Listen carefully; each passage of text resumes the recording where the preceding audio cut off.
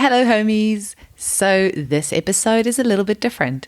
As many of you know, I am so passionate about empowering the general public with the knowledge of using homeopathy for themselves to self-prescribe for various acute and first aid situations. So in 2013, I did my first Homeopathy at Home presentation to a group of mothers. And after that, I would regularly present this course. It was about 2 hours at various play centers and mothers groups and that sort of thing. In April 2019, I recorded an online version for the first time. It was done in a 1 hour, 40 minutes, once-off sitting, and I had no idea how you would edit something like this or anything like that. So I just recorded this online course and all in one go and uploaded it onto my website and just made it available free of charge for almost 3 years. We've had over 1,000 people do that course, which is just mind-blowing for me. But it did become pretty apparent very quickly that the course was a little bit too long because my target audience really are mothers with little bubbies, and it's sometimes very hard for them to find spare time. So the feedback that I got from the mums who completed this course was that they would love just a half-hour version of this course. So I set to the drawing board. It took me several months, but I managed to narrow down the main key ingredients that is necessary for a complete newbie to learn, to at least have a basic understanding of homeopathy. So this I present to you now, the audio-only version of my new and improved Homeopathy at Home 30-minute introduction course. So you can find the video on my website. It's also on YouTube, and there's also downloadable files for the PDF that's part of the presentation. We also have a transcript. The video itself also has subtitles. So I really hope you enjoy this. I thought I would pop the whole course's audio onto the podcast for those of you that would prefer to just listen to this and perhaps don't have the time to sit down and watch. Hope you find it helpful. Please share it with your family and friends, and please give us a 5-star review on Apple Podcasts and Spotify. That will really mean so much to me. Thanks. Enjoy. Hello. I'm so happy you're here. My name is Eugenie Kruger, also known as Eugenie, and I'm a homeopath with a mission. I want to empower families worldwide with the knowledge of using homeopathy to treat themselves, their children, their pets, and even their plants. Homeopathy is one of the safest, most effective, and cheapest natural medicines on the planet. And I hope this 30-minute introduction video will really encourage you to give it a go for yourself. Homeopathy is going through a revolution worldwide at the moment, and I'm excited for you to come and join us. This 30-minute video will just give you a quick taster of homeopathy, and we'll have some more videos available on our website, so keep an eye on there. So I'd like to kick it off by telling you a little bit about how I discovered homeopathy, or rather how homeopathy found me. So in 2010, I had started becoming interested in natural living. I was growing some veggies, I had some chickens, I was working in a health shop, and I thought, hey, I'm going to become a naturopath. It sounds like a lot of fun. So one of our first papers in the 4-year qualification was an introduction to homeopathy. Now, even though I had worked in a health shop, I had no idea what homeopathy really was. I thought it was a broad term for natural living. It didn't really interest me, and I tried to get out of the paper, but I couldn't. So I reluctantly walked into that first lecture, and an hour later I walked out straight to the registrar's office and changed my pathway to become a homeopath instead. Why? Because I had my proverbial eureka moment. My husband and I were thinking of starting a family in the next year or two, and in this hour I learned how homeopathy can be used on newborn babies from the second they're born, and on mothers, pregnant mothers, and how it's got no contraindications. You can use it alongside pharmaceutical medications, you can use it in the elderly, you can use it on your pets, and even on your plants.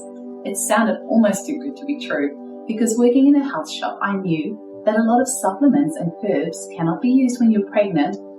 Same as with a lot of essential oils are contraindicated in pregnancy.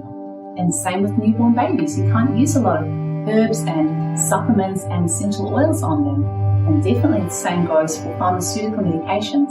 So to learn that there was something safe and natural and effective and cheap that I could use when I became pregnant and on my newborn baby was just absolutely amazing for me. So fast forward a little bit, and I have my son in 2011 and my daughter in 2014, and they are two of the healthiest kids you have ever met. They're hardly ever sick, and when they are, it takes them a day or two and then they're over it. They've never needed antibiotics or any of the other commonly used pharmaceutical medication. So I have so much to thank homeopathy for, and I want to share that passion and that knowledge with you because I remember so well being a new mother, holding that baby in my arms, and that first fever when they were teething, that first cold and cough, and knowing that I have something safe and effective that I could use to treat them was so empowering for me as a parent. So if you are thinking about starting a family in the future, or you have a new baby, I've been where you are. I know what that feels like, having this new little person in your hands and knowing that you're solely responsible for them. So believe me, homeopathy is going to be a game changer for you. So come on this ride with me and discover why over 500 million people worldwide choose to use homeopathy. So firstly, I'd like to share with you a little history about homeopathy. It was started by German physician Samuel Hahnemann in the 1790s, and he lived from 1755 to 1843. Now, if your maths is good, you've probably worked out that he was 88 years old, which is pretty impressive for those times, so he was doing something right. Now, in that time, a lot of bloodletting and mercury was used as standard treatments of the day, and Samuel felt this couldn't be right, there had to be a better way. So he left mainstream medicine and decided to become a translator instead because he could speak 9 different languages. As luck would have it, he came to translate a herbal text, and in it said that cinchona or Peruvian bark is useful in malaria because the herb is astringent and bitter. Now Samuel thought this can't be right because there are other herbs that are more astringent and more bitter than cinchona, and that's not helpful in curing malaria. So he did an experiment. He took tiny little bits of cinchona over a period of a few days and suddenly developed fevers and chills and symptoms that's similar to malaria. So he made the conclusion that cinchona or Peruvian bark is useful in treating malaria because it can produce symptoms of malaria in a healthy person. So this is how homeopathy was born, and homeo is the Greek word for similar, and pathy is the Greek word for disease or suffering. So homeopathy literally means similar suffering or similar disease, and it's based on the principle of like cures like, which we will go over very shortly. So what is homeopathy? It might be easier telling you what homeopathy is not. It's not essential oils, it's not herbs, it's not naturopathy. It is its own standalone form of natural medicine that's been around for over 200 years. The British royal family have been using homeopathy since 1845 when Queen Victoria first introduced it to the family, and Prince Charles has been a very big advocate of homeopathy for a very long time. We also know that the Queen Mother has been using homeopathy all her life, and she lived to be 101, so she's doing something right. And Queen Elizabeth never travels anywhere around the world without her extensive selection of homeopathic remedies. Now, if the royal family doesn't impress you, then how about these celebrities? And I'm going to read it off because there's so many. Mark Twain, David Beckham, Catherine Zeta-Jones, Mother Teresa, Gandhi, Cher, Cindy Crawford, Paul McCartney, Tina Turner, Usain Bolt, Kate Blanchett, Jennifer Aniston, and Jade Jagger. Just to name a few, there's many more who have all spoken out about their love of homeopathy. Now, as I mentioned before, homeopathy is based on the principle of like cures like. Now, that means that something that can cause a symptom in a healthy person can cure that same symptom in a sick person. And if I've completely confused you, let me give you a few examples.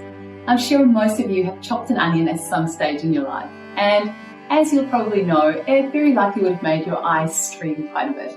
Now, we have an amazing homeopathic remedy, which is useful for hay fever and colds, where one of the main symptoms is that the eyes are streaming. And this remedy is called allium cepa, and it's made from the onion. Now, anyone who has ever had too much coffee will probably know that it can make some of us a little bit jittery, a little bit anxious, and we might have some trouble sleeping. Now, if one of your main complaints is insomnia or feeling of jitteriness or anxiousness, you might like to use the remedy coffea, and you can probably guess what that's made from. Coffee. Now, another example is for those of you who might have stinging nettle in your garden. And if you've ever been unlucky enough to touch it, you might have had what's called an urticarial rash or hives on your hands, which can be quite burny and painful. Now, a few years ago, I had a friend who tried a new moisturizer and her whole skin broke out in hives. Now, we gave her the remedy Urtica urens, and you can probably guess what it's made from. Stinging nettle. Now, let me give you another example. A few years ago, my children both had conjunctivitis that they picked up at their daycare centre. I used a homeopathic remedy called pulsatilla, and their symptoms were gone within a day. Later on that evening though, about 2 a.m, I woke up and I felt something wasn't quite right. I got up, went to the bathroom, looked in the mirror, and my eye was swollen shut. It looked like a big red golf ball. So I had a very bad case of conjunctivitis. My symptoms were obviously quite different to my children's and much more intense. Now, I hadn't been stung by a bee, but it looked as if I had been due to the redness and the swelling. And those of you who have been stung by a bee will know what I'm talking about. So I used the remedy Apis, and within a few hours, my swelling went right down and my eye was back to normal. Now, you may have guessed that remedy Apis is made from the honeybee. Now, if you're vegan, don't be alarmed, because very shortly I'm going to show you how the homeopathic remedies are made and how we only need teeny tiny amounts of animal and insect substances to make enough remedies for the whole world. So let's chat about homeopathic remedies. What are they? It's what we call our homeopathic medicines.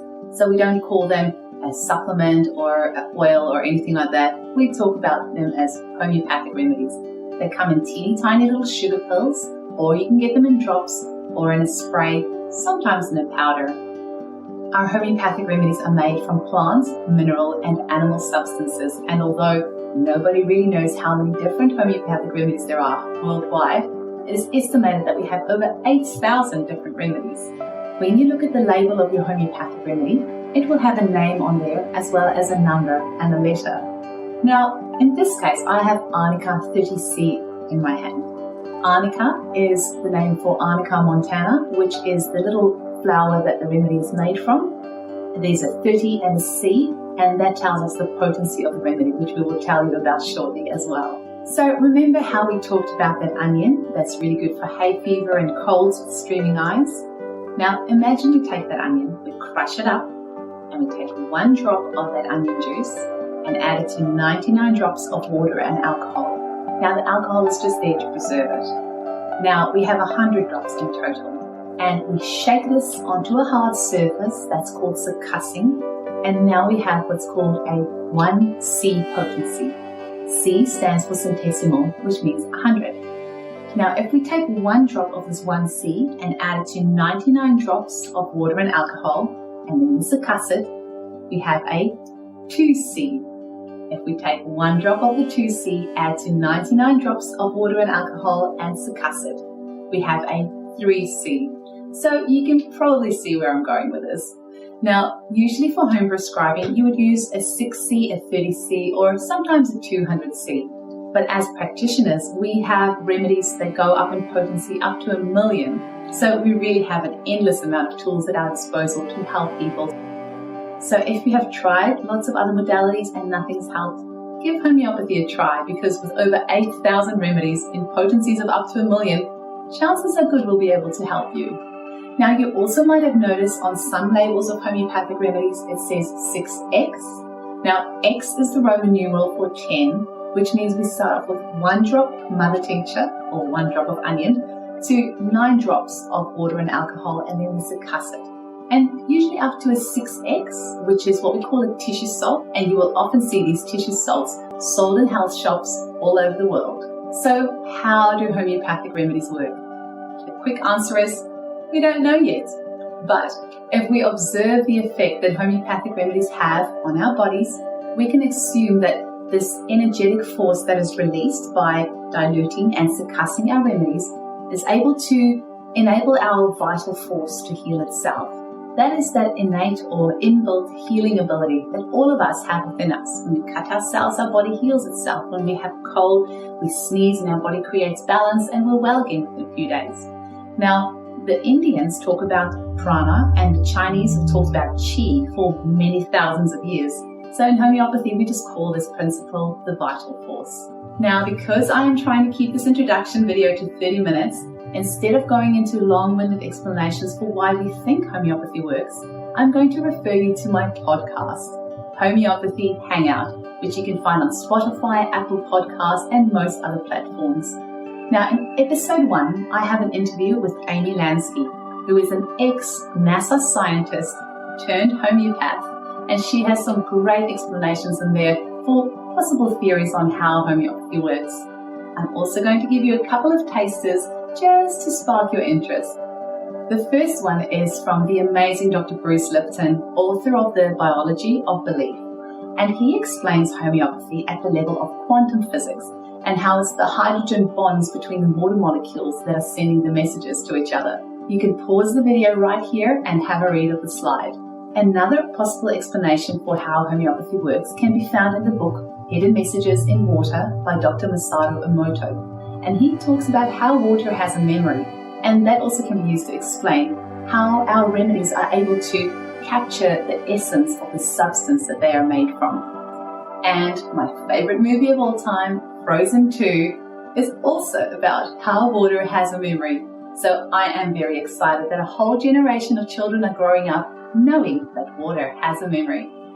So as you can see, there is something magical that happens when we take a crude substance and dilute and succuss it down to infinitesimally small amounts, which then releases this energetic potential of the substance that we have started. And this is then able to stimulate our vital force to heal itself on a mental, emotional, and even spiritual level. Now, if you think that homeopathy is still a little bit strange, I want to challenge your thinking just a little bit with some thoughts. Number 1, nitroglycerine is used in a 0.4% dilution under the tongue and it stops a heart attack in its tracks. Now, where have we heard of ultra dilutions before? Certainly sounds familiar, doesn't it? Now, if you are somebody that has allergies, your doctor may have suggested allergy immunotherapy to you. Now, this is something that's used in conventional medicine where, for example, grass is ground down to very small amounts and then injected into the body over a period of time. Treating like with like. Where have we heard about that before? Certainly sounding familiar, isn't it? What about snake venom? We have a lot of that in Australia. Imagine you get bitten by a snake. There is nothing in the world that's going to stop a reaction to that snake bite except for a medication made from the venom of the snake itself. Homeopathy is certainly not sounding so strange anymore, is it? So what are you going to need to get started? You're going to need a really good homeopathic kit because I promise you, your child's ear infection is not going to be at 9 a.m. to 5 p.m. Monday to Friday. It's probably going to come on at 2 a.m. on a Saturday morning. So you want to make sure you have at least 30 or 100 of the most commonly used remedies on hand so you're prepared for anything. Now, my line of remedies come in amber glass, not in plastic, and it also has waterproof labels on it, which means that years down the track, you're still going to be able to read what's on there instead of paper label, which often can rub off after a year. We also have waterproof dots on the top of all of our remedies on the lids so that you can easily find your remedy. When you're in a panic and trying to find your remedies, they're very easy to find. And our labels are beautifully colored so you can easily distinguish one remedy from another. You can also use our larger bottles to top up your own smaller bottles, which definitely makes homeopathy a very cost-effective choice for the whole family. You're also going to need a good home prescriber's book. And if you don't want to invest in a book straight away, there are some excellent resources online, and there are even some wonderful apps these days that you can use to quickly find a remedy to help your family. How often you should give your homeopathic remedy is going to depend on the complaint, and we'll cover this in more depth in our future courses. But as a guideline, generally for acute conditions, we might give 2 little pilules every 15 to 30 minutes for about 4 to 6 doses, and we'll call this a loading dose. And then afterwards, we usually decrease the frequency of the remedy. but that's just a general guideline. People often ask me if they can give 2 remedies at the same time. It's usually best to give 1 remedy at a time, but look, I know when it's 2 a.m. and your child is screaming and in pain, we don't always think very clearly. So if you need to, you can use 2 or 3 remedies, put it in a water bottle, shake it, and then 1 sip will count as 1 dose. Now, it is recommended not to brush your teeth with mint toothpaste or eat or drink for 15 minutes before and after taking your remedy. You also need to tip the pillules into the lid and then straight into your mouth. Don't touch them with your hands. Try to store them away from electrical equipment such as Wi-Fi and cell phones, and try to store them in a dark place away from strong-smelling substances such as essential oils.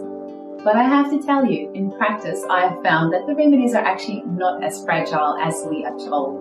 And I've often found that you can use a remedy after you've eaten, but what I would just do is, if you've just eaten something, have some water to clean your palate, then have your remedy, then just wait about 5 minutes before you eat or drink anything else. Also, if you have just touched the remedy with your hand, don't freak out about it, it will still be fine. What I would just suggest is, if for example all your remedies fall out on the floor, best not to put them back in the bottle because they may have been antidoted. And if you've just had your remedy kit in your handbag next to your cell phone for a couple of hours, don't stress out about it, it will still work fine. Just be a bit more careful with not storing your remedies, say, on a microwave or next to a Wi-Fi modem, but short bits of exposure to electronic equipment here and there will be okay. And just for cuteness sake, I'm going to share a little video with you that my daughter did a couple of years ago when she was still quite little on how to take a homeopathic remedy. So I'm going to give you an example of what it looks like in real life when you're going to use homeopathy in your home. So say it's the middle of the night and your child has come down with a fever. Go and grab your book or hop on your app or hop on the website, and you're going to grab your kit because you were prepared and bought one earlier. And then you read through the chapter on fevers and see which remedies most closely suits your child's symptoms. So you read, for example, through aconite, and it says that it comes on after exposure to cold wind and the symptoms start very suddenly. And you think to yourself, well, what were we doing earlier today? Well, we were at the beach and there was quite a cold breeze that suddenly came up. So maybe I'll start with aconite. You might give a dose of aconite, so 2 pillules every 15 to 30 minutes for 4 to 6 doses. And after that, you might find that your child just goes back to sleep and the fever calms down. And then you check them in the morning and they might still be a little bit warm, so maybe you give 1 more dose of aconite and then you clear the woods. But if the 4 to 6 doses of aconite didn't work, you go back to your book, have a little read through it all again, and have a little think of what else might have happened or what else might have caused this symptom to happen. So maybe you were at the beach because you were at a birthday party, and maybe your child ate a lot of junk food which they don't normally eat. So maybe it was overindulgence that produced these symptoms. And then you find in your book that nux vomica is a really good remedy for symptoms that come on after indulgence. So you grab your nux vomica, you take 2 pillules every 15 minutes for 4 to 6 doses, and then see how your child goes after that. Now that you've had a super quick overview of homeopathy, let me introduce you to some friends. Our first friend is arnica, which I'm sure most of you would have heard of. Many people have used arnica without even realizing that it's homeopathic because it's available in most health shops and even pharmacies. Arnica is brilliant for bruising and bleeding. It's really our first remedy that we think of for any sort of trauma and shock. It's even helpful after intense exercise. A lot of top-level athletes use it, and it's even a great remedy for jet lag. It helps the circulatory system work a lot better, and it's even helpful for blood clots. Now, let me share a story with you of one of the many times when arnica has saved our family. Now, when my son was about 18 months old, we had a toddler versus coffee table incident. Toddler, 0, coffee table, 1. So we raced to the emergency room because the cut was so deep and he needed stitches. That was around 5 p.m. Now, I gave him some arnica straight away. The bleeding stopped straight away. And unfortunately, or fortunately, arnica is such a great remedy for trauma and shock that my son was so calm after this whole ordeal So we were in the waiting room at the emergency and he was moving around chairs and climbing around, and the staff obviously realized that this child is so calm, so they didn't prioritize him at all, and we didn't get him stitched up until 1 a.m. that next morning. So believe me, I did consider pinching him just a little bit to make him cry, but really, it just showed me once again how amazing Arnika is for not only stopping that bleeding in his tracks straight away, but also with the emotional shock and trauma of the accident. So Arnika almost worked a little bit too well. Our next friend is aconite. Aconite is a remedy that is really useful for very sudden onset of symptoms, and we use it usually within the first 24 to 48 hours of the onset of symptoms.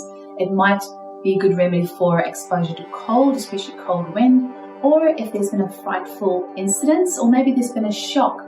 Now, this could be, for example, the shock of being in a car accident or an earthquake, or even some children who might have witnessed something really frightening. For example, something on TV that was very scary, and then it leads them to having night terrors, or maybe they've been in a car accident or an earthquake, and ever since then they've become very frightful. So do think of aconite for that mental emotional shock. It's also such a brilliant remedy for nipping colds in the bud, and I have lost track of how many times aconite has saved our family from getting a cold. That first little feeling of a sniffle or a sore throat or a sore ear, few doses of aconite, symptoms are gone. Now, arsenicum is another one of our friends that is so useful for food poisoning or gastro, UTIs or urinary tract infections, as well as anxiety. Such a great remedy to have on hand. It's even a great remedy that you can give prophylactically. If somebody in your household has symptoms of gastro, you can give everyone else in the household a dose of arsenicum to stop them getting gastro, as well as using arsenicum to treat the person in the household who does have gastro. Now, I have to share a quick little story with you, because when my son was about 2 years old, me and my husband and him all had food poisoning. It was not a pretty sight. Believe me, when you have got food poisoning, it's really hard to look after a toddler and your husband. And arsenicum saved us. We had a few doses every 15 minutes, and within a couple of hours, we were all so much better. So I have a very special place in my heart for arsenicum. Now, belladonna is our next friend. This remedy has a lot of heat and intensity in it, and also the symptoms come on quite suddenly. It's one of our top remedies for fevers. It can also be used for measles, can be used for sunstroke. It's got so many different uses. Now, I have another story for you. When my daughter came along about 6 months in, I had my first ever bout of mastitis. It hit me out of nowhere for 6. I was delirious with the pain and my breasts were throbbing. It was so painful. Now, one of the keynote symptoms of belladonna is fever with delirium, when you're just a little bit out of it. And I just remember thinking, oh, I'm delirious. That's belladonna. I took a dose of belladonna every 15 minutes for a few doses, and within a couple of hours, my symptoms of mastitis was gone. Now, I cannot tell you how many women I know of that have round after round of antibiotics for recurrent mastitis. So if I can just give you this little bit of advice, tell your friends about belladonna for mastitis. It can really save them, because once you've been on those antibiotics and it goes through your breast milk to the baby, it can really muck around with their gut. So give the belladonna a try. And our last friend is Nux vomica. It is our top remedy for overindulgence of all sorts. It might have been when your children have gone trick-or-treating at Halloween and they're just all feeling a bit icky and yucky afterwards. It might be your husband who's got a hangover after a work function. It might be if you've just gone out for a meal and eaten very rich or fatty foods that you're not usually used to, then Nux vomica is absolutely wonderful. It's a really good remedy for indigestion and constipation, as well as diarrhea and all sorts of just tummy upsets and aches. It is definitely a remedy that you should always have in your first aid kit. But wait, there's more. I'm going to leave you with a screenshot here of some of our other wonderful remedies that can really make a difference in your life. Now, when you're deciding what remedy to give, it's always a good idea to consider the etiology or the cause. So have a little think about what happened before the symptoms started. If it was due to exposure to cold, then maybe aconite will be your remedy.